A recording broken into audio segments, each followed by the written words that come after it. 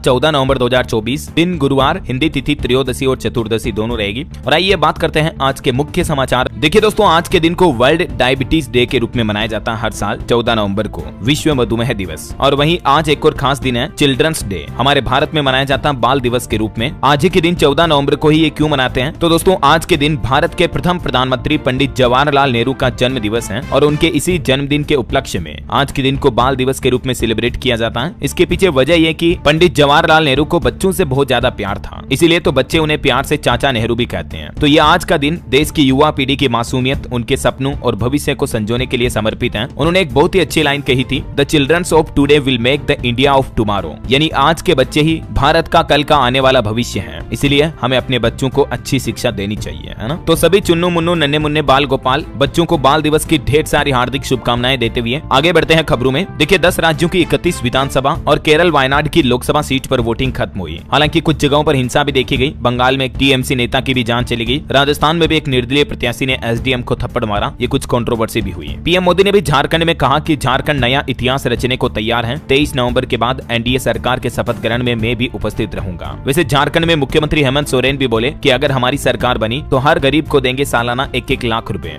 झारखंड के चुनावी माहौल के बीच मुख्यमंत्री ने भी ये बड़ी घोषणा की है। चलिए अगली बड़ी खबर देखिए। आज से ही हमारे देश के 18 रेलवे स्टेशनों पर सस्ती दवाइयां मिल पाएगी लोगों को। पीएम नरेंद्र मोदी ने दुर्गापुरा समेत कई अन्य राज्यों के स्टेशनों पर भारतीय जन औषधि केंद्रों का शुभारंभ किया। और फिलहाल ये सेवा देश के किन किन राज्यों में शुरू हो चुकी है, देख सकते हैं आप लिस्ट भी। राजस्थान के जयपुर, बाड़मेर समेत गुजरात, त्रिपुरा, तेलंगाना, पश्चिम बंगाल, छत्तीसगढ़, कर्नाटक, बिहार, एमपी, यूपी, तमिलनाडु के भी कई रेलवे स्टेशनों पर ये जन औषधि केंद्र खोल दिए गए हैं केंद्र सरकार द्वारा, जहां पर अब रेल यात्रियों को आते जाते दौरान भी सस्ती दवाइयां खरीदने का मौका मिलेगा, है ना। वहीं देखिए बड़ी खबर, कोचिंग सेंटर्स को लेकर सरकार की तरफ से एक नई गाइडलाइन जारी की गई। सरकार ने कहा कि 100% सिलेक्शन या जॉब देने का दावा नहीं कर सकते हैं अब कोचिंग इंस्टीट्यूट। वहीं जो टॉपर्स स्टूडेंट होते हैं उनकी फोटो को भी एडवर्टाइजमेंट में बिना परमिशन के नहीं छाप पाएंगे। कई बार कोचिंग इंस्टीट्यूट जो भ्रामक विज्ञापन देते हैं स्टूडेंट को अपने संस्थान में खींचने के लिए, तो ऐसे इंस्टीट्यूट पर अब 50 लाख रुपए तक का जुर्माना लगाया जाएगा और सख्त कार्रवाई भी की जाएगी। ये देख सकते हैं आप, कोचिंग सेंटर्स के लिए सरकार की तरफ से इस गाइडलाइन में ये 10 नए नियम लागू किए गए, 10 बड़ी बातें कही गई हैं। थोड़ा सा वीडियो को पॉज करके देख लीजिएगा। और चलिए अगला अपडेट देखिए दोस्तों, ऑटोमोबाइल इंडस्ट्री से आ रहा है। बीते महीने अक्टूबर में भारत में दोपहिया वाहनों की बिक्री ने नया रिकॉर्ड बनाया। 21,64,000 यूनिट तक आंकड़ा पहुंच चुका है। इस साल अक्टूबर महीने में देश में दोपहिया वाहन यानी कि बाइक, स्कूटी वगैरह की अच्छी खासी बिक्री में बढ़ोतरी हुई है। वहीं देखिए बड़ी खबर, वाहन चोरों के एक अंतर्राज्यीय सिंडिकेट का भंडाफोड़ हुआ। अब तक 300 से भी ज्यादा गाड़ियों की चोरी करके उनके कल पुर्जे बेच दिए।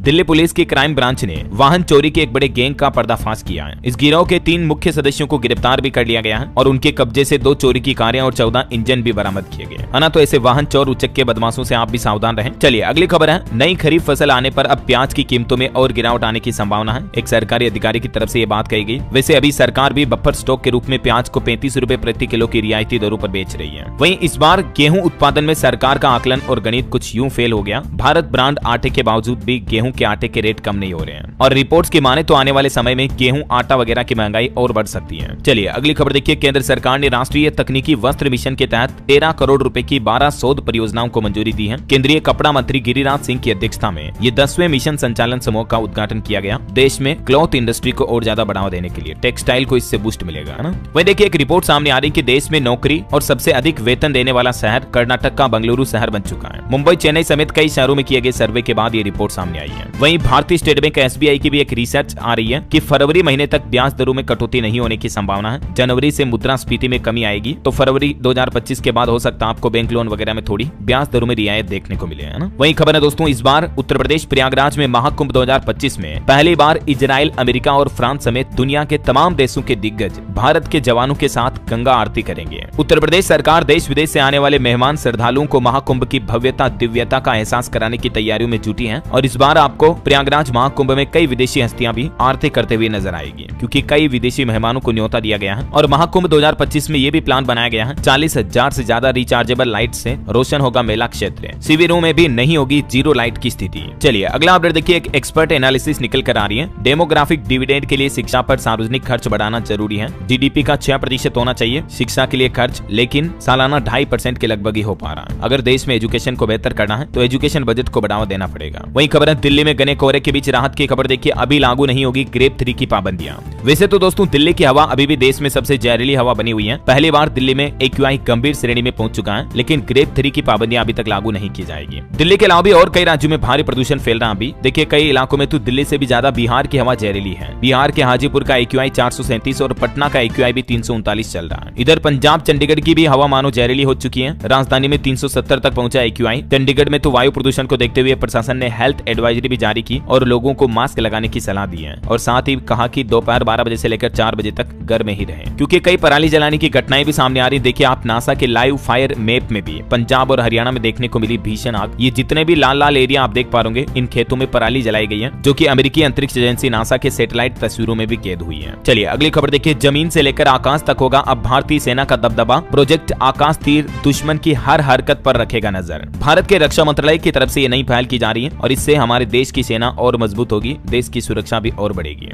दोस्तों आज की खबरों की तरफ आगे बढ़ें, इससे पहले मैं आपको मार्केट के बारे में थोड़ा बताना चाहता हूं। आजकल स्टॉक मार्केट में वोलेटिलिटी बढ़ गई है और ये समझना जरूरी है कि आपकी ट्रेडिंग स्ट्रेटेजीज कितनी स्ट्रॉन्ग है। क्या आप जानते हैं कि बहुत सारे लोग इसी वजह से पैसा नहीं कमा पा रहे हैं। मार्केट की तेजी और मंदी को समझना सही स्ट्रेटेजीज के साथ बहुत जरूरी है और इसीलिए मैं आपको जेब्रा लैंड प्लेटफॉर्म की एक इंसाइटफुल किताब रिकमेंड कर रहा हूँ। इसका नाम है 51 ट्रेडिंग स्ट्रेटेजीज, जो की इंडियन स्टॉक मार्केट के लिए स्पेशली डिजाइन की गई है। ये बुक आपको swing trading, intraday, advance, positional, scalping, options और प्राइस एक्शन जैसे स्टाइल्स को कवर करती हैं और हर स्टाइल पे एक डेडिकेटेड चैप्टर है जो थ्योरी के साथ प्रैक्टिकल एग्जांपल्स और रिसर्च इनसाइट्स शेयर करता है। रियल वर्ल्ड सिनेरियोज और हिस्टोरिकल डेटा के साथ ही ये स्ट्रेटेजीज मार्केट डायनेमिक्स को समझने में भी मददगार हैं। इस किताब में आपको रियल टाइम लर्निंग और बैक टेस्टेड रिजल्ट्स भी मिलेंगे, जिससे आप अपनी स्ट्रेटेजीज को मार्केट में टेस्ट कर सकते हैं। दोस्तों ये किताब बिगनर्स और एडवांस ट्रेडर्स दोनों के लिए परफेक्ट है और सबसे अच्छी बात पता क्या, वो ये कि ये अफोर्डेबल भी है। जो नॉलेज आपको इसमें मिलेगा वो बिल्कुल प्राइसलेस है। अगर आप सीरियसली ट्रेडिंग में इंटरेस्टेड हैं तो ये बुक आपके लिए परफेक्ट गाइड हो सकती है। तो अगर आप 51 ट्रेडिंग स्ट्रेटेजीज बुक लेना चाहते हैं तो नीचे डिस्क्रिप्शन और पिन कमेंट में लिंक दिया हुआ है। आप कूपन कोड NEWS15 यूज करके और डिस्काउंट भी ले सकते हैं। और भी अगर आपको ट्रेडिंग, इन्वेस्टिंग या पर्सनल फाइनेंस पर बुक्स चाहिए तो आप जेब्रा लैंड की वेबसाइट को डेफिनेटली चेक करें। वहीं देखिए जम्मू कश्मीर में धारा 370 की वापसी पर गृह मंत्री अमित शाह ने कहा कि अगर इंदिरा गांधी स्वर्ग से भी वापस आ जाती हैं तो भी धारा 370 बहाल नहीं होगी। वहीं विश्व हिंदू परिषद की तरफ से भी एक रिपोर्ट जारी की गई, जिसके मुताबिक देश भर में हिंदुओं और हिंदुओं के मंदिरों पर हमले और युवतियों की हत्या के मामले 300 से भी ज्यादा सामने आए हैं। जनवरी 2023 से लेकर इस साल छठ पूजा तक देश में इतने हिंदुओं पर अत्याचार की घटनाएं देखने को मिली हैं और विश्व हिंदू परिषद ने इन आंकड़ों को जारी करते हुए सरकार से कानूनी कार्रवाई करने की भी अपील की है। और भारतीयों की संपत्ति पर एक रिपोर्ट देखिए। बीते 10 साल में भारतीय परिवारों की संपत्ति 717 लाख करोड़ रुपए बढ़ी है, जिनमें 11% कमाई लोगों को शेयर बाजार से हुई है। लॉन्ग टर्म में इक्विटी में निवेश ने लोगों को सबसे अच्छा रिटर्न, ज्यादा रिटर्न दिया है। ये अलग अलग एसेट क्लास में भी रिटर्न आप देख सकते हैं। सोना चांदी प्रॉपर्टी इन्वेस्टमेंट वालों को भी अच्छा खासा रिटर्न मिला है। वहीं देखिए प्रधानमंत्री नरेंद्र मोदी झारखंड चुनावी जनसभा में बोले कि रोटी, बेटी और माटी की सुरक्षा से खिलवाड़ नहीं होने देंगे। जेएमएम सरकार ने घुसपैठियों को बसाया, कोर्ट में झूठ बोला कि घुसपैठ हुई ही नहीं। और वैसे पीएम मोदी ने बिहार वासियों को भी कई बड़ी सौगात दी। 12,000 करोड़ रुपए के नए प्रोजेक्ट शुरू किए। दरभंगा में एम्स हॉस्पिटल की नींव भी रखी। 3 नए रेलवे स्टेशन, बाईपास का भी लोकार्पण किया और बोले कि आंखों का अस्पताल भी बन रहा है। ये तस्वीरें आप देख सकते हैं। बिहार में पीएम मोदी के भाषण की ये कुछ बड़ी बातें रही। उन्होंने शारदा सिन्हा को भी श्रद्धांजलि दी और बिहार के मुख्यमंत्री नीतीश कुमार ने भी पीएम मोदी के एक बार फिर से पैर छुए। भाषण के बाद उन्हें प्रणाम किया और उन्हें पीएम की कुर्सी तक ले गए। पहले ऐसा 7 जून को भी किया था जब इलेक्शन के नतीजे आए थे, नई सरकार वगैरह बनी थी, है ना। इधर देखिए राहुल गांधी केरल वायनाड में जिप लाइन पर एंजॉय करते हुए दिखे। 300 मीटर की ऊंचाई से दिखाई वायनाड की खूबसूरती और बोले कि ये मेरे लिए राजनीति से भी बढ़कर है। चलिए अगला अपडेट देखिए। रिलायंस जियो की तरफ से एक सबसे छोटा रिचार्ज प्लान पेश किया गया। 11 रुपए के इस रिचार्ज प्लान में 10 GB तक का डेटा आपको मिल सकता है। हालांकि इसकी वैलिडिटी बहुत ही कम होती है। अगर आपको इंस्टेंट डाउनलोडिंग के लिए डेटा चाहिए तो आप ले सकते हैं, बाकी 1 आवर वैलिडिटी यानी 1 घंटा ही इसे इस्तेमाल कर सकते हैं। और वहीं दोस्तों जियो की तरफ से एक 90 दिन वाला सस्ता प्लान भी पेश किया गया। इस प्लान में आपको अनलिमिटेड कॉलिंग के साथ ही 200 GB तक डेटा भी दिया जाएगा। ये 899 का प्लान है। चलिए अगला अपडेट देखिए। एक रिपोर्ट आ रही कि बिजनेस के 100 सबसे पावरफुल लोगों में एलन मस्क नंबर 1 पर हैं। फॉर्च्यून की लिस्ट में एनवीडिया के CEO जेनसेन दूसरे और मुकेश अंबानी हमारे भारत के 12वें नंबर पर रहे। ये देख सकते हैं आप दुनिया भर के टॉप 100 बिजनेस लीडर्स की लिस्ट में टॉप 12 कौन कौन है। वहीं खबर है जम्मू कश्मीर के कुलगाम में सुरक्षा बल और आतंकियों की मुठभेड़ अभी भी जारी है। बोडी मर्ग में 2-3 आतंकी छिपे हुए हैं। अतिरिक्त फोर्स बुलाई गई। नॉर्थ कश्मीर में 8 दिन में 6ठी बार मुठभेड़ हुई। और एक अनोखी खबर देखिए दोस्तों। राजस्थान पुष्कर पशु मेले में आया 11 करोड़ का घोड़ा। दावा किया जा रहा है कि यह देश का सबसे ऊंचा घोड़ा है। इसकी ऊंचाई 72 इंच है। इस घोड़े के पिता का नाम द्रोणा, दादा और परदादा का नाम शानदार और आलीशान है। ये घोड़ा पंजाब मोहाली मालिका है जिसे अभी पशु मेले में लाया गया है। इस घोड़े का नाम है कर्मदेव। चलिए अगली खबर देखिए। हरियाणा विधानसभा सत्र की शुरुआत हुई। एससी आरक्षण में वर्गीकरण लागू करने का फैसला किया सरकार ने। अनिल विज के जान को खतरा बताने पर हुड्डा बोले कि गृह मंत्री बना दो। गवर्नर ने भी 2 घोषणाएं की। इस विधानसभा सत्र के पहले दिन टोटल 7 विधेयक पेश किए गए, जिनमें कौन कौन से विधेयक है देख सकते हैं आप। ये सत्र टोटल 3 दिन तक चलेगा। 18 नवंबर को सदन की कार्यवाही होगी। वहीं सदन में गवर्नर ने भी सरकार के 2 बड़े फैसलों की घोषणा की है, जिसमें एक तो हरियाणा में सीईटी पास करने वाले युवाओं को अगर 1 साल तक नौकरी नहीं मिली तो फिर हरियाणा सरकार अगले 2 साल तक 9,000 रुपए हर महीना बेरोजगारी भत्ता के रूप में देगी। और ग्रुप सी और डी की महिला कर्मचारियों को उनके मनचाहे जिले में तैनाती की नीति लाई जाएगी। नाइट शिफ्ट में उन्हें गाड़ी की सुविधा भी मिलेगी। तो ये हरियाणा सरकार की अच्छी पहल है। और चलिए अगली खबर देखिए। पश्चिम बंगाल कोलकाता ट्रेनी डॉक्टर मामले पर खबर आ रही कि गवर्नर ने ममता सरकार से रिपोर्ट मांगी। आरोपी संजय रॉय ने खुद को बेगुनाह बताया था। पूर्व कमिश्नर पर फंसाने के आरोप भी लगे हैं। वहीं बड़ी खबर है दोस्तों, बुलडोजर एक्शन पर भी सुप्रीम कोर्ट की तरफ से नई गाइडलाइंस जारी की गई और सुप्रीम कोर्ट ने आखिरकार अपने अंतिम फैसले में बुलडोजर कार्यवाही पर रोक लगा दी है। उत्तर प्रदेश की योगी सरकार को अब बुलडोजर एक्शन लेना भारी पड़ेगा। हालांकि बुलडोजर एक्शन में कुछ ऐसी कंडीशन रखी गई है जिन पर यह सुप्रीम कोर्ट का नया दिशा निर्देश लागू नहीं होगा। और वो कंडीशन है, सार्वजनिक स्थानों पर अगर कोई अवैध निर्माण करता है तो उस पर बुलडोजर चलाया जा सकेगा, उसमें रोक नहीं होगी। बाकी बुलडोजर एक्शन पर देश के सर्वोच्च न्यायालय सुप्रीम कोर्ट ने कहा कि अफसर जज नहीं बन सकते हैं। प्रॉपर्टी तोड़ने से पहले लोगों को 15 दिन का नोटिस देना पड़ेगा। बुलडोजर चलाते दौरान वीडियोग्राफी करना भी जरूरी होगा। और अगर कोई अफसर दोषी पाया गया और निर्माण कार्य तोड़ दिया तो निर्माण करवाना पड़ेगा, वापस मुआवजा देना पड़ेगा। हालांकि यूपी की योगी सरकार ने भी सुप्रीम कोर्ट के फैसले का स्वागत करते हुए कहा कि यूपी में बुलडोजर 6 शर्त चलता रहेगा। 15 पॉइंट में सुप्रीम कोर्ट ने अपनी टोटल ये गाइडलाइन जारी की है। मैंने आपको कल दिन में डिटेल आप देख सकते हैं, जो सुप्रीम कोर्ट की तरफ से ये फैसला सुनाते हुए गाइडलाइन के रूप में जारी किया गया है। और सुप्रीम कोर्ट ने ये 7 तख्त टिप्पणी भी की। कहा कि अधिकारी जज नहीं बन सकते हैं, खुद अपने हाथों फैसला नहीं ले सकते हैं, है ना। चलिए अगली खबर देखिए। मणिपुर राज्य में उग्रवादियों के मारे जाने के बाद लगातार तनाव का माहौल है। इस बीच केंद्र सरकार ने सीआरपीएफ की 20 और कंपनियां भेजी।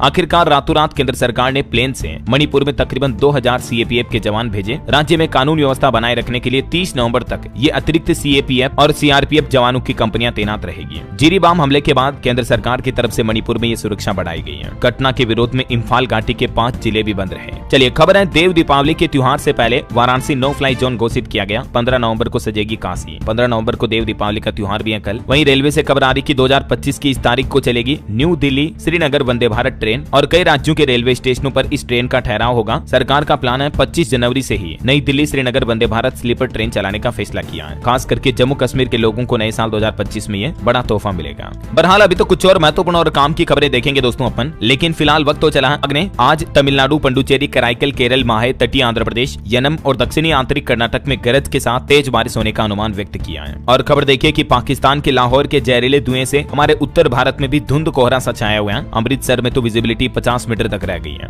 दिल्ली में 8 फ्लाइट को डाइवर्ट भी करना पड़ा। पूरे एनसीआर में एक्यूआई 400 के पार पहुंच चुका है। राजस्थान में भी 17 नवंबर के बाद सर्दियां बढ़ना शुरू हो जाएगी। मध्य प्रदेश में 15 नवंबर के बाद तेज ठंड पड़ेगी। छत्तीसगढ़ में भी 15 तारीख से ठंड की शुरुआत हो जाएगी। हिमाचल प्रदेश में 15-16 तारीख को बारिश और बर्फबारी की चेतावनी है। 4 दिन तक घनी धुंध का येलो अलर्ट भी जारी किया है। और भी कुछ अगले 24 घंटों के दौरान अलग अलग राज्यों में मौसम की संभावित गतिविधियां क्या रह सकती हैं, तो इसकी डिटेल आप स्क्रीन पर देख लीजिएगा। और चलिए मौसम के बाद आगे बढ़ते खबरों में सराफा बाजार पर नजर डालें दोस्तों, तो देखिए सोना चांदी के भाव पर एक बड़ी खबर तो ये आ रही है। देखिए अमेरिका में डोनाल्ड ट्रंप की जीत के बाद गोल्ड मार्केट में लगातार गिरावट का दौर जारी है। और मार्केट एक्सपर्ट का यह अनुमान है दोस्तों कि दिसंबर में 72,500 तक भी गिर सकता है सोने का भाव। अभी 77,430 रुपए प्रति 10 ग्राम चल रहा है दिल्ली सराफा बाजार में, जबकि पिछले महीने अक्टूबर की 27 तारीख को यानी लगभग 15-20 दिन पहले अभी सोने का भाव कितना था, 80,400 पर, जो अभी इतना तो टूट चुका है। कुछ अलग अलग शहरों में भी देखिए सोना 266 रुपए बढ़कर 75,000 रुपए तक पहुंच चुका है। ये ज्वेलरी वाले सोने का रेट है। और चांदी 89,645 रुपए प्रति किलो बिक रही है। और भी अलग अलग कैरेट के हिसाब से सोने का रेट आप देख सकते हैं स्क्रीन पर। वहीं मार्केट के हालातों पर भी नजर डाले दोस्तों, तो शेयर बाजार में भारी गिरावट का दौर जारी है। बढ़ती महंगाई के कारण लूट का बाजार 1% से भी ज्यादा टूटकर बंद हुआ सेंसेक्स निफ्टी, क्योंकि शेयर बाजार में बड़े निवेशकों की बिकवाली जारी है। ऊपरी स्तर से निफ्टी 10% तक टूट चुका। बीते कुछ दिनों में सेंसेक्स अपने हाई से 8,300 अंक नीचे चल रहा है। बीते दिन भी सेंसेक्स में 984 अंक की गिरावट दर्ज हुई। अभी 77,690 के लेवल पर है। निफ्टी भी 324 अंक गिरा। बीएसई स्मॉल कैप में भी 1651 अंक की गिरावट देखी गई। और दोस्तों भारतीय शेयर बाजार जो इस तरीके से गिरकर धड़ाम हुआ, इसमें निवेशकों के तकरीबन 6 लाख करोड़ रुपए डूब चुके हैं। वैसे निवेशकों के लिए एक और खबर है, कमाई का मौका। 13 नवंबर को एक नया आईपीओ आ रहा है, ब्लैक बक का आईपीओ। और कुछ कंपनियों के नतीजे देखिए आप। वीआई यानी वोडाफोन आइडिया को दूसरी तिमाही में 7,176 करोड़ का नेट लॉस हुआ, हालांकि पिछले साल के मुकाबले 18% कम रहा। और स्विगी कंपनी का शेयर भी एनएसई पर लिस्ट हो चुका है, लगभग 7-8% ऊपर लिस्ट हुआ 420 के प्राइस पर। और वहीं दोस्तों शेयर बाजार में ट्रेडिंग करने वालों के लिए एक सबसे बड़ा अपडेट तो ये है, एफएनडो यानी फ्यूचर एंड ऑप्शंस में शामिल हुए पेटीएम, डीमार्ट, डिलीवरी समेत कुल 45 नए शेयरों को एफएनडो सेगमेंट में सेबी ने लिस्ट करने की अनुमति दे दी है। इस सूची में जोमेटो, जियो फाइनेंशियल, एवेन्यू सुपरमार्ट जैसे बड़े नाम भी शामिल हैं। 29 नवंबर से ही इन 45 नए शेयरों के फ्यूचर एंड ऑप्शंस कॉन्ट्रैक्ट में आप ट्रेडिंग कर पाएंगे, है ना। और चलिए दोस्तों, मार्केट के बाद आगे बढ़ते हैं खबरों में। देखिए खबर, सऊदी अरब के विदेश मंत्री फैसल अभी भारत पहुंचे हुए हैं। आज हमारे विदेश मंत्री एस जयशंकर के साथ मुलाकात बैठक भी करेंगे।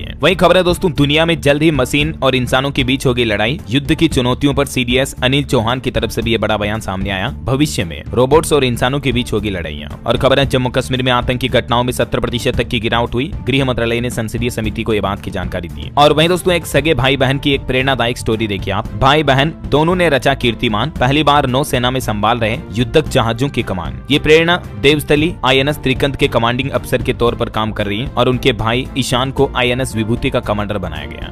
मेनी कांग्रेट्स दोनों भाई बहनों को। और बड़ी खबर देखिए, सुप्रीम कोर्ट ने अनुकंपा नियुक्ति की एक याचिका को खारिज कर दिया, ये कहते हुए कि ये सरकारी नौकरी पाने का कोई निहित अधिकार नहीं है। मतलब अनुकंपा नियुक्ति भी सिचुएशन के आधार पर ही दी जा सकती है, ये कोई जन्मसिद्ध अधिकार नहीं है ऐसा। और दोस्तों, दुनिया में चल रहे युद्ध के हालातों के बीच विदेश मंत्री एस जयशंकर का कहना है कि पश्चिम एशिया की वर्तमान स्थिति गंभीर चिंता की बात है। भारत इन देशों में चल रहे युद्ध के विराम के पक्ष में है, मतलब लड़ाई पर रोक लगनी चाहिए। और खबर है, लोक मंथन भाग्यनगर 2024 कार्यक्रम का उद्घाटन करेंगी देश की राष्ट्रपति द्रौपदी मुर्मू। 21 नवंबर से इसकी शुरुआत होगी। ये 4 दिवसीय संस्कृति महाकुंभ का आयोजन हैदराबाद में किया जाना है। 21 नवंबर से शुरू होगा। इसमें दुनिया के 10 देशों के मूलवासी शामिल होंगे। और खबर है, भारत की तीनों सेनाओं ने किया पहला अंतरिक्ष अभ्यास भी, भावी युद्ध क्षेत्र की स्थितियों की जानकारी ली। और ये पहली बार ऐसा मौका देखने को मिला जब तीनों सेनाएं एक साथ आसमान में युद्धाभ्यास कर रही है। वहीं पेंशन पाने वालों के लिए बड़ा अपडेट है, रिटायरमेंट से पहले तैयार होंगे अब पेंशन के दस्तावेज। किस फाइल को कितने दिन में मिलेगी मंजूरी, इसको लेकर भी सभी मंत्रालयों को सरकार की तरफ से कुछ नए दिशा निर्देश जारी किए गए हैं। ये देख सकते हैं आप, सरकार द्वारा जारी पेंशन एवं पेंशन भोगी कल्याण विभाग ने अपने कार्यालय ज्ञापन में क्या सूचना जारी की है। चलिए खबर है, उत्तर प्रदेश में अब नेपाल की सीमा पर बढ़ाई जाएगी सतर्कता। बॉर्डर से सटे 5 जिलों में स्थापित होगी एटीएस यूनिट। और वहीं यूपी की योगी सरकार की बड़ी कार्रवाई देखिए, जमीन अधिग्रहण घोटाले में 4 राजस्व निरीक्षक समेत 10 कर्मचारियों को दोषी करार दिया। मुख्यमंत्री ने इन्हें तुरंत सस्पेंड करने का आदेश जारी किया है। और एक अच्छी रिपोर्ट देखिए, भारतीय स्टार्टअप के लिए आए अच्छे दिन। इस साल अक्टूबर तक मिला $10 बिलियन का फंड है। मतलब भारतीय स्टार्टअप्स ने इतनी फंडिंग उठाई है निवेशकों के जरिए। और एक अच्छी रिपोर्ट आ रही है कि 21वीं सदी में भारत इंफ्रास्ट्रक्चर पर करेगा सबसे ज्यादा खर्च, इन सेक्टर्स पर रहेगा फोकस। केंद्र सरकार के प्लान के मुताबिक राजमार्ग, बंदरगाह, हवाई अड्डे, रेलवे क्षेत्रों में टिकट परियोजनाओं पर सरकार सबसे बड़ा खर्च करेगी। तो इन सेक्टर से जुड़े स्टॉक्स पर भी आप नजर रखें जरूर। और युवाओं के लिए नौकरियों पर भी एक अच्छी खबर देखिए आप, खत्म होगा नौकरियों का संकट। साल 2028 तक पैदा होंगे 3,39,00,000 जॉब्स। किन किन सेक्टर में जॉब के सबसे ज्यादा नए मौके होंगे, तो दोस्तों हालिया ताजा रिपोर्ट में बताया गया है कि एआई के इस युग में भारत में 2023 से 2028 के बीच 423 मिलियन से लेकर 457 मिलियन तक वर्कफोर्स बढ़ाने का अनुमान है। मतलब इतनी वर्कफोर्स बढ़ सकती है तो श्रमिक, कारीगरों, नौकरी करने वाले युवाओं की लोगों की संख्या भी बढ़ेगी। इन सेक्टर्स में युवाओं को ज्यादा मौके मिलेंगे। टेक्नोलॉजी से जुड़ी नौकरियां भी भविष्य में बढ़ेगी। तभी तो मैं कहता हूं दोस्तों कि वक्त के साथ हमेशा अपडेट रहा करो। आजकल एआई कितना ज्यादा चल रहा है, chat GPT, Google Gemini AI, इन सब से अपडेट रहा करो। लिखो मुझे यस डीएलएस भाई फटाफट से। न्यू ईयर आना 2025 है ना। फिलहाल तो अपन अगली खबरों में आगे बढ़ते हैं। देखिए ओला कंपनी का भी नया प्लान है, अगले 2 साल में 20 नए प्रोडक्ट्स लॉन्च करेगी कंपनी। जनवरी 2025 में ओला नया प्लेटफॉर्म भी लेकर आएगी, जेन 3 करके। चलिए खबर है, भगवान बिरसा मुंडा की 150वीं जयंती के मौके पर पीएम मोदी 6,640 करोड़ की परियोजनाओं की सौगात देंगे। कल 15 नवंबर को जनजातीय गौरव दिवस के मौके पर फिर से बिहार जाएंगे पीएम मोदी और यहाँ कई नई परियोजनाओं का शिलान्यास उद्घाटन करेंगे। इससे पहले बीते दिन भी बिहार दरभंगा में 12,000 करोड़ की योजनाएं शुरू की थी, मैंने आपको बताया था अपडेट। चलिए कारोबारियों के लिए अच्छी खबर आ रही है, राहत भरी खबर देखिए। गलत GST-IN पर आया इनपुट टैक्स क्रेडिट, फिर भी आपको पूरा पैसा मिलेगा। देश के लाखों कारोबारियों के लिए सरकार की तरफ से ये राहत भरा फैसला लिया गया, डिटेल आप देख सकते हैं। वहीं खबर है, जॉब करने वाली महिलाओं, माताओं, बहनों के लिए खुशखबरी, अब अलग से मिलेंगी 12 छुट्टियां। दरअसल ओडिशा राज्य सरकार की तरफ से महिला कर्मचारियों के लिए मासिक धर्म अवकाश नीति लागू करने का फैसला किया है, जिसके तहत 55 साल तक की महिलाएं हर महीने एक सवेतन छुट्टी ले सकती हैं उनके पीरियड्स के टाइम के दौरान। चलिए खबर देखिए, हिमाचल प्रदेश सरकार को हाईकोर्ट से बड़ा झटका लगा। प्रदेश के सभी CPS को हटाने का आदेश जारी किया हाईकोर्ट ने और उनकी सभी सरकारी सुविधाएं भी बंद की जाएगी। हाईकोर्ट ने सुक्खू सरकार के सभी 6 मुख्य संसदीय सचिव CPS यानी संसदीय सचिव को हटाने का ये ये आदेश जारी किया है। और खबर है दोस्तों, अदानी ग्रुप अमेरिका में एनर्जी सिक्योरिटी और इंफ्रास्ट्रक्चर प्रोजेक्ट्स के लिए $10 अरब का निवेश करेगा और इस निवेश से 15,000 से भी ज्यादा लोगों को नौकरियां मिलेंगी। चलिए हाईकोर्ट के कुछ बड़े फैसले देखिए दोस्तों, लड़कियों महिलाओं पति पत्नी को लेकर। एक तो झारखंड हाईकोर्ट ने अहम टिप्पणी की, कहा कि पति की गर्लफ्रेंड पर प्रताड़ना का केस नहीं कर सकती है पत्नी। हाईकोर्ट ने कहा कि प्रताड़ना का मामला सिर्फ पति और उनके रिश्तेदारों पर ही दर्ज कराया जा सकता है। ऐसा नहीं कि कोई महिला ये कह रही कि मेरे पति की गर्लफ्रेंड या उसकी रखेल मुझे प्रताड़ित करती है, तो इसका कोई अधिकार नहीं बनता एक पत्नी का, ठीक है। इसके अलावा भी देखिए मद्रास हाईकोर्ट ने प्रेमी प्रेमिका को लेकर ये फैसला सुनाया। अब मैं बोलूंगा तो अच्छा नहीं लगेगा, ये देख सकते हैं आप फैसला भी स्क्रीन पर, चलो बोल ही देता हूँ, इसमें ऐसी कोई बात नहीं है। प्रेमिका को चूमना और गले लगाना कोई अपराध नहीं है। मद्रास हाईकोर्ट ने यौन उत्पीड़न मामले में सुनवाई करते हुए ये एक बड़ा फैसला सुनाया एक केस के दौरान। अच्छा, तलाकशुदा पति पत्नी के मामले से जुड़ा कर्नाटक हाईकोर्ट का एक बड़ा फैसला भी मैंने आपको कल बताया था कि तलाकशुदा पत्नी के साथ अगर बेटियां रह रही है ना, तो भी पिता की जिम्मेदारी है उन बेटियों का शिक्षा भरण पोषण का कर्तव्य पिता का होगा, है ना। चलिए अब अपन आगे बढ़ते हैं खबरों में। देखिए एक तो हरियाणा में रिटायर्ड अग्निवीरों के लिए भी बड़ी खुशखबरी आई है। उन्हें बिजनेस करने के लिए 10 लाख रुपए तक का लोन बिना ब्याज के देगी हरियाणा की नायब सिंह सैनी सरकार। ये अग्निवीर जवानों के लिए वाकई में बहुत ही अच्छा फैसला लिया गया है। और किसान भाई लोगों के लिए भी हरियाणा सरकार ने एक बड़ा ऐलान किया, कहा कि धान नहीं बोने वाले किसानों को प्रति एकड़ 10,000 रुपए दिए जाएंगे। सरकार का प्लान है 500 हाईटेक सीएमपेक्स केंद्र का भी निर्माण किया जाएगा और किन किन किसानों को ये लाभ मिलेगा जिसकी डिटेल भी आप देख सकते हैं। चलिए अगली खबर देखिए, उत्तर प्रदेश में खेती की जमीन पर निर्माण कराना अब आसान नहीं होगा। योगी सरकार की तरफ से कुछ नए नियम लागू किए गए हैं। शहरों में स्थित कृषि भूमि पर अवैध तरीके से हो रही आवासीय और व्यावसायिक निर्माण को देखते हुए योगी सरकार की तरफ से यह अहम फैसला लिया गया। नए नियम के तहत अब निर्माण करवाने से पहले अनुमति लेना आवश्यक होगा। प्रमुख सचिव आवास पी गुरु प्रसाद की तरफ से इस संबंध में आदेश भी जारी कर दिए हैं। निर्माण से पहले एनओसी लेनी होगी, यानी नो ऑब्जेक्शन सर्टिफिकेट चाहिए होगा। बिना इजाजत निर्माण करने पर एक्शन लिया जाएगा। भूमाफियाओं पर भी लगाम लगेगी, है ना। वैसे उत्तर प्रदेश में जो पर्यटन स्थल है ना, उनकी जानकारी अब आपको आपके मोबाइल पर ही एक क्लिक में मिल जाएगी, क्योंकि यूपी सरकार की तरफ से पर्यटन को बढ़ावा देने के लिए एक नया मोबाइल ऐप भी लॉन्च किया गया। तो इस खास ऐप के जरिए आप अयोध्या, काशी, लखनऊ, मथुरा, झांसी, गोरखपुर सभी पर्यटन स्थलों की जानकारी एक ही ऐप पर देख पाएंगे, ठीक है ना। वही खबर है, सीआईएसएफ की पहली महिला बटालियन को केंद्र सरकार से मंजूरी मिली। अपडेट तो मैंने आपको कल ही बताया था। तो ये जो महिला बटालियन होगी ना, इनकी ड्यूटी लगाई जाएगी एयरपोर्ट, मेट्रो स्टेशन हो गए, और ये कई वीआईपी की सुरक्षा भी संभालेगी। गृह मंत्री अमित शाह की तरफ से ये बड़ा ऐलान किया गया। इस बटालियन में 1000 से भी ज्यादा महिलाएं शामिल होगी। चलिए खेल जगत से खबर है दोस्तों, भारत ने 11 रन से जीता तीसरा T20 मैच। यानसन की 50 देखने को मिली। तिलक ने सेंचुरी लगाई। सीरीज में 1-2 से पीछे हुआ साउथ अफ्रीका। देर रात आखिरकार भारतीय क्रिकेट फैंस के लिए ये अच्छी खबर आई है। वही खबर है कि वेस्ट इंडीज और आयरलैंड के खिलाफ 9 मैच खेलेगी India women's team. Navi Mumbai, Baroda और राजकोट में ये मुकाबले होंगे। 15 दिसंबर से सीरीज शुरू होगी। अच्छा, वैसे खेल समाचार की बात हो रही तो एक खेल जगत से जुड़ा अनोखा रिश्ता भी तय हुआ। आपको बता दूं, एक दूसरे के हुए हॉकी खिलाड़ी ओलंपियन आकाशदीप और मोनिका की सगाई हो चुकी है। 15 नवंबर को पंजाब मोहाली में ये शादी करेंगे। दोनों को ढेर सारी बधाई और शुभकामनाएं हम सब की तरफ से। Many congrats. चलिए आगे बढ़ते हैं खबरों में। तो देखिए विदेश मंत्री एस जयशंकर और ओडिशा राज्य के मुख्यमंत्री ने 18वें प्रवासी भारतीय दिवस सम्मेलन की आधिकारिक वेबसाइट का शुभारंभ किया। वहीं खबर है, बायोफ्यूल मिश्रण के माध्यम से देश में आयात बिल में 91,000 करोड़ रुपए की बचत की जा सकती है। केंद्रीय पेट्रोलियम मंत्री हरदीप सिंह पुरी का यह कहना है। खबर है, पंचायती राज मंत्रालय आज नई दिल्ली में वित्त आयोग के 1 दिवसीय सम्मेलन का भी आयोजन करेगा। वहीं देखिए मेजर जनरल कौशिक मुखर्जी ने संभाला एस ऑफ स्पेट्स डिवीजन के जनरल ऑफिसर कमांडिंग का पदभार भी। और देखिए भारतीय नौसेना 21 से 22 नवंबर तक तटीय रक्षा अभियान सी विजिल 24 का चौथा संस्करण आयोजित करेगी। दिल्ली मेट्रो की नई बाइक टैक्सी सेवा में महिलाएं भी शामिल होगी। 11 नवंबर से दिल्ली सारथी 2.0 के माध्यम से नई शुरुआत हो चुकी है। और बड़ी खबर देखिए, नियमों का उल्लंघन कर रहे हैं क्विक कॉमर्स प्लेटफॉर्म। 3 करोड़ किराना स्टोर्स पर खतरा मंडराया हुआ है। केट की तरफ से ये चेतावनी दी गई। खबर है, उत्तराखंड के मुख्यमंत्री पुष्कर सिंह धामी बोले कि जल्द ही लागू होगा सशक्त भू कानून। ड्राफ्ट पर चर्चा करते हुए उन्होंने कहा कि सुझावों को भी शामिल किया जाएगा। वहीं मुख्यमंत्री धामी ने किए बद्री विशाल के दर्शन। शुरू हुई बद्रीनाथ धाम के कपाट बंद करने की प्रक्रिया भी। 17 नवंबर को रात 9 बजे बद्रीनाथ धाम के कपाट इस सीजन के लिए बंद कर दिए जाएंगे। इससे पहले आपको पता होगा यमुनोत्री, गंगोत्री, केदारनाथ धाम के कपाट बंद हो चुके हैं, क्योंकि शीत ऋतु में अभी बर्फबारी शुरू हो जाती है। और खबर है, चंडीगढ़ में बनेगा हरियाणा का नया विधानसभा भवन। केंद्र सरकार की तरफ से अधिसूचना जारी की गई। यूपी आगरा में देखिए नकली दवाओं का एक बड़ा खुलासा सामने आ रहा। हिमाचल प्रदेश और हरियाणा से फेक मेडिसिन लाने वाला गिरफ्तार हुआ, एसटीएफ ने दबोचा। खबर है, सरकारी बस सेवा की शुरुआत हुई। सिर्फ 8 घंटे में पहुंच सकेंगे खाटू श्याम मंदिर। हरियाणा के पलवल के लोगों के लिए अच्छी खबर है, क्योंकि यहाँ से ये सीधी बस सेवा शुरू हुई है। वहीं देखिए आधार कार्ड को लेकर मध्य प्रदेश हाईकोर्ट ने महत्वपूर्ण आदेश दिया और कहा कि आधार कार्ड आयु का नहीं बल्कि एक पहचान का दस्तावेज है। मतलब आधार कार्ड के जरिए आयु को प्रमाणित नहीं किया जा सकता है। ऐसा है ना। खबर है Noida greater Noida express way पर अब सफर होगा आसान, 131 करोड़ में बनेगा जट्टा अंडरपास, कई गाँव को मिलेगा फायदा। वहीं नोएडा के एयरपोर्ट पर भी ट्रायल शुरू होने जा रहा, दिन रात ट्रायल होगा, हर रोज रनवे पर उतरेंगे 2 से 3 विमान। आने वाले शुक्रवार से ही रनवे पर रोजाना उड़ान भरेंगे विमान और इसका ऑफिशियली कॉमर्शियल संचालन 2025 तक शुरू होने की संभावना है। खबर है पंजाब में निकाय चुनाव की तैयारी शुरू, इलेक्शन कमीशन ने जारी किया वोटर सूची के संशोधन का प्रोग्राम, 25 नवंबर तक दाखिल होगी आपत्ति। और देखिए पंजाब में 19 नवंबर को शपथ लेंगे नए पंच,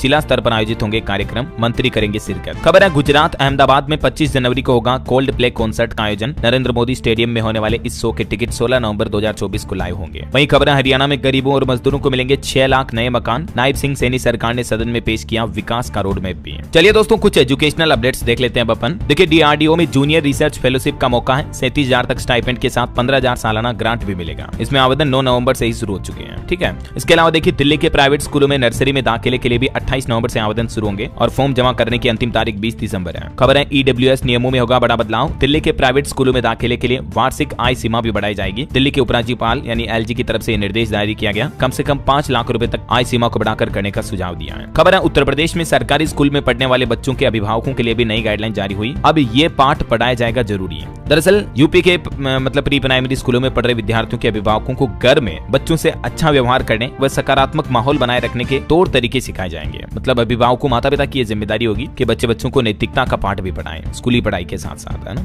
और देखिए बिहार बोर्ड ने भी दिया 12वीं की परीक्षा के लिए आवेदन करने का एक और मौका। जिन उम्मीदवारों ने अभी तक भी फॉर्म नहीं भरा तो बिहार बोर्ड 2025 एग्जाम के लिए आवेदन फिर से कर सकते हैं, क्योंकि बिहार बोर्ड ने विंडो फिर से ओपन कर दी है। ये इसका ऑफिशियल पोर्टल है और अभी आवेदन करने की लास्ट डेट जो है ना 17 नवंबर तय की गई है, ठीक है ना। ये नोटिस भी आप देख सकते हैं। वहीं खबर है बिहार में तीसरे चरण की शिक्षक भर्ती के लिए रिवाइज्ड वैकेंसी जारी हुई, प्राइमरी में भरे जाएंगे 25,505 पद। और बिहार की नीतीश सरकार ने शिक्षकों को भी एक और खुशखबरी दी, हर महीने की 10 तारीख तक जरूर करें ये काम। दरअसल बिहार सरकार दिसंबर से ही राज्य के सरकारी स्कूलों में हर महीने एक उत्कृष्ट शिक्षक को पुरस्कृत करेगी। मतलब हर स्कूल का जो अच्छा शिक्षक होगा ना उनको पुरस्कार दिया जाएगा। और शिक्षक प्रधानाध्यापक को 10 दिसंबर तक शिक्षा विभाग के ई शिक्षा कोष पोर्टल पर ये जानकारी भी देनी होगी कि कौन टीचर अच्छा परफॉर्म कर रहा मतलब स्कूल में, ऐसा है ना। और बिहार में सक्षमता पास शिक्षकों के लिए भी खुशखबरी आई, सीएम नीतीश कुमार इस दिन देंगे नियुक्ति पत्र। 20 नवंबर को 1,40,000 से भी ज्यादा सक्षमता पास शिक्षकों को नियुक्ति पत्र दिए जाएंगे। और खबर है दिसंबर जनवरी में 4 परीक्षाओं के जरिए 2462 पदों पर भर्ती होगी। उत्तर प्रदेश अधीनस्थ सेवा चयन आयोग की तरफ से यह कार्यक्रम जारी किया गया। और ओएनजीसी में भी 2236 पदों पर निकली भर्ती के लिए आवेदन की तारीख बढ़कर अभी 20 नवंबर हो चुकी है, तो तब तक आप अप्लाई कर सकते हैं, ठीक है। फीस भी इसमें निःशुल्क है। वहीं देखिए यूपी में पीसीएस आरओ पर छात्र आंदोलन अभी भी जारी है, कुछ तस्वीरें आप देख सकते हैं। तो ये तो हो गई एजुकेशनल खबरें।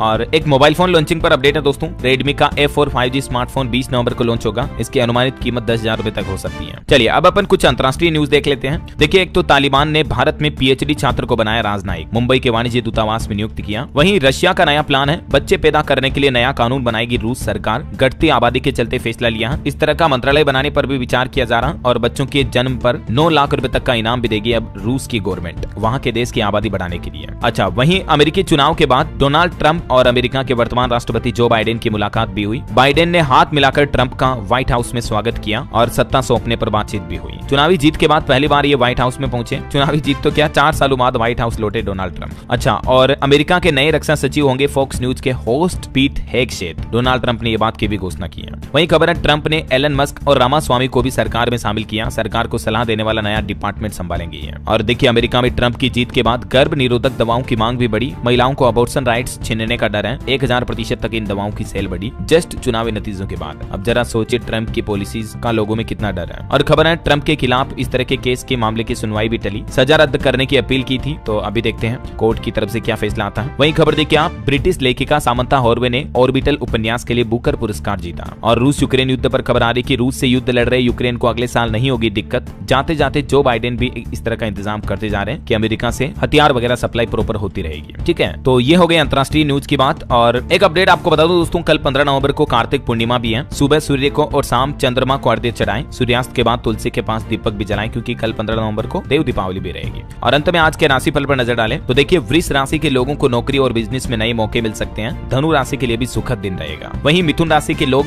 वक्त का सही से इस्तेमाल करें और तुला राशि के लोगों के काम योजना के अनुसार पूरे हो सकते हैं। और भी कुछ अलग अलग राशियों का राशिफल आप देख सकते हैं स्क्रीन पर। और हाँ दोस्तों, आप मुझे कमेंट करके बताइए कि अभी हाल ही में पीएम मोदी ने किस राज्य में नए एम्स हॉस्पिटल का उद्घाटन किया। कमेंट करके लिखना, तो इसे लाइक करना, शेयर भी करना।